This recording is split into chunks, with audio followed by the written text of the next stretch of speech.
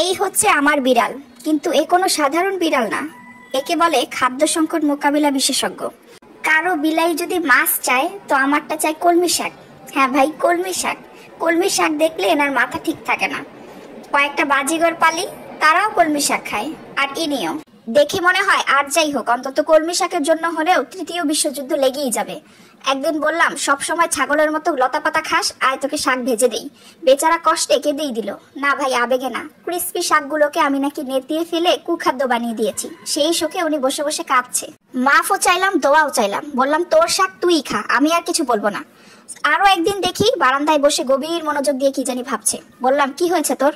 বলে, বারান্দায় অনেক গাছ লাগানো, সব নাকি টেস্ট করেছে। একটাতে মাটির ফ্লেভার, আরেকটা নাকি বেশ ক্রিস্পি, কিন্তু আরেকটা খেয়ে ওনার জিহ্বা লাল হয়ে গিয়েছে। বললাম, মেহেদি পাতা তোর শরীরে বেটে দিব, দাঁড়া বজ্জাত বিলাই।